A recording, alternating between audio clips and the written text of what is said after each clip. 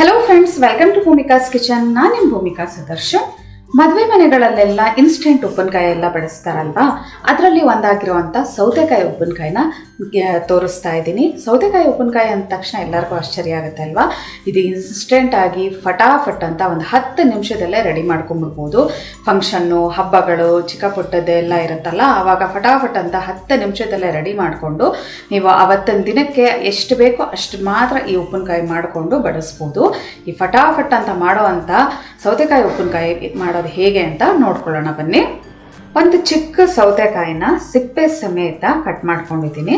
ಬೀಜ ಸ್ವಲ್ಪ ಎಳೆದಾಗಿತ್ತು, ಅದಕ್ಕೆ ಬೀಜದ ಸಮೇತನೇ ಉಪಯೋಗಿಸಿದ್ದೀನಿ. ಬೀಜ ಏನಾದರೂ ಬಲ್ತಿದ್ರೆ ಬೀಜ ತೆಗೆದುಬಿಟ್ಟು ಸಿಪ್ಪೆ ಸಮೇತ ಸೌತೆಕಾಯಿನ ಈ ಥರ ಕ್ಯೂಬ್ಸ್ ಆಕಾರದಲ್ಲಿ ಕಟ್ ಮಾಡಿ ಇಟ್ಕೊಳ್ಳಿ. ಇವಾಗ ಇದಕ್ಕೆ ಒಂದು ಮಸಾಲೆ ರುಬ್ಬಿಟ್ಟು ಹಾಕೊಳ್ಳೋಣ ಉಪ್ಪಿನಕಾಯಿಗೆ. ಮೊದಲು ಒಂದು ಚಿಕ್ಕ ಬಾಣಲಿ ಒಳಗಡೆ ಮೆಂತ್ಯ ಒಂದು 1/4 ಟೀ ಸ್ಪೂನ್, ಜೀರಿಗೆ ಅರ್ಧ ಟೀ ಸ್ಪೂನ್, ಇದು ಒಳ್ಳೆ ಘಮ ಬರೋವರೆಗೂ ಫ್ರೈ ಮಾಡ್ಕೊಳ್ತೀನಿ. ಬಾಣಲಿ ಚೆನ್ನಾಗಿ ಕಾದಿರಬೇಕು, ನಂತರ ಹಾಕೊಳ್ಳಿ. ಒಂದು 30 ಸೆಕೆಂಡ್ಗೆ ಜೀರಿಗೆ ಮೆಂತಿದ್ದು ಘಮ ಬರೋಕ್ಕೆ ಶುರು ಆಯಿತು. ಬಾಣಲಿ ಚೆನ್ನಾಗಿ ಕಾದಿರೋದ್ರಿಂದ ಸಾಸಿವೆ ಒಂದು ಅರ್ಧ ಟೀ ಸ್ಪೂನಿಂದ 1 ಟೀ ಸ್ಪೂನ್ವರೆಗೂ ಸಾಸಿವೆ ಚೆನ್ನಾಗಿ ಚಟಪಟ ಅನ್ನಲಿ. ಸಾಸಿವೆ ಲೈಟಾಗಿ ಚಟಪಟ ಅನ್ನೋಕ್ಕೆ ಶುರು ಆಗಿದೆ. ಇವಾಗ ಒಂದು 5 ರಿಂದ 6 ಬ್ಯಾಡಗಿ ಮೆಣಸಿನ್ಕಾಯಿ ಅಥವಾ ನಿಮ್ಮ ಖಾರಕ್ಕೆ ತಕ್ಕ ಹಾಗೆ ನೋಡ್ಕೊಂಡು ಹಾಕ್ಕೊಳ್ಳಿ. ಈ ಬ್ಯಾಡಗಿ ಮೆಣಸಿನ್ಕಾಯಿನೂ ಒಂದ್ಸಲ ಎಲ್ಲ ಚೆನ್ನಾಗಿ ಮಿಕ್ಸ್ ಮಾಡಿಕೊಂಡು ಸ್ಟವ್ ಆಫ್ ಮಾಡಿಬಿಡೋಣ. ಈ ಬಾಣಲಿ ಶಾಖಕ್ಕೆ ಇದು ಚೆನ್ನಾಗಿ ಬಿಸಿ ಆಗುತ್ತೆ.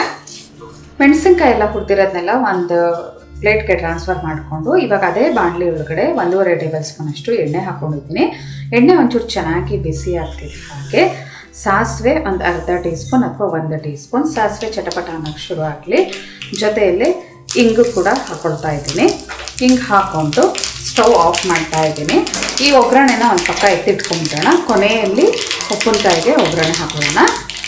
ಒಗ್ಗರಣೆನ ಒಂದು ಪಕ್ಕ ಎತ್ತಿಟ್ಕೊಂಡು ಇವಾಗ ಹುರಿದಿರೋ ಐಟಮ್ನ ಮಿಕ್ಸರ್ ಜಾರ್ ಒಳಗಡೆ ಹಾಕೊಂಡಿದ್ದೀನಿ. ರುಚಿಗೆ ತಕ್ಕಷ್ಟು ಉಪ್ಪು, ಒಂದು ಅರ್ಧ ಟೀ ಸ್ಪೂನ್ ಅಷ್ಟು ಕಲ್ಲುಪ್ಪು ಹಾಕೊಂಡಿದ್ದೀನಿ. ಇದಕ್ಕೆ ಸ್ವಲ್ಪ ನೀರು ಹಾಕ್ಕೊಂಡು ನುಣ್ಣದಾಗಿ ರುಬ್ಕೊಳ್ತೀನಿ. ಫಸ್ಟ್ ಹಾಗೆ ಪುಡಿ ಮಾಡಿಕೊಂಡು ನಂತರ ನೀರು ಹಾಕ್ಕೊಂಡು ರುಬ್ಕೋಬೇಕು. ಒಂದು 1/4 ಕಪ್ಗೂ ಸ್ವಲ್ಪ ನೀರು ಹಾಕ್ಕೊಂಡು ರುಬ್ಕೊಂಡಿದ್ದೀನಿ, ಯಾಕೆಂದರೆ ಸೌತೆಕಾಯಲ್ಲೇ ಸಾಕಷ್ಟು ನೀರಂಶ ಬಿಡುತ್ತೆ. ಇವಾಗ ಸೌತೆಕಾಯಿಗೆ ಹಾಕಿ ಮಿಕ್ಸ್ ಮಾಡ್ಕೊಳ್ಳೋಣ. ಸೌತೆಕಾಯಿ ಮೇಲೆ ರುಬ್ಬಿರೋವಂಥ ಖಾರ ಹಾಕ್ಕೊಳ್ತೀನಿ.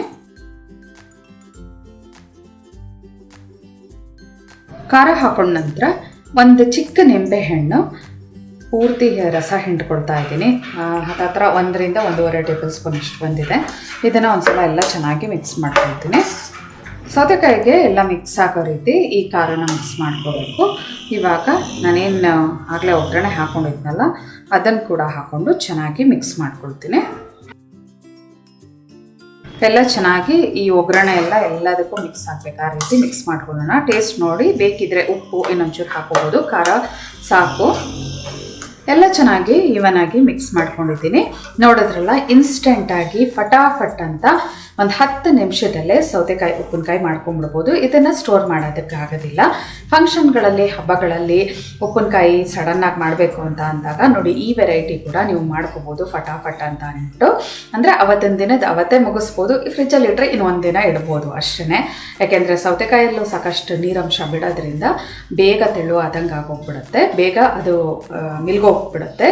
ತುಂಬ ಸಿಂಪಲ್ಲಾಗಿ ಈಸಿಯಾಗಿರುವಂಥ ಈ ಉಪ್ಪಿನಕಾಯಿ ರೆಸಿಪಿನ ನೀವು ಒಂದ್ಸಲ ಟ್ರೈ ಮಾಡಿ. ಹೇಗಿದೆ ಅಂತ ಕಮೆಂಟ್ ಬಾಕ್ಸಲ್ಲಿ ತಿಳಿಸಿ. ಇವತ್ತಿನ ಈ ಸಿಂಪಲ್ ರೆಸಿಪಿ ನಿಮ್ಗೆ ಇಷ್ಟ ಆದರೆ ಲೈಕ್ ಮಾಡಿ, ಶೇರ್ ಮಾಡಿ. ಯಾರೆಲ್ಲ ಇನ್ನೂ ಭೂಮಿಕಾಸ್ ಕಿಚನ್ಗೆ ಸಬ್ಸ್ಕ್ರೈಬ್ ಆಗಿಲ್ಲ ದಯವಿಟ್ಟು ಸಬ್ಸ್ಕ್ರೈಬ್ ಆಗಿ. Thanks for watching.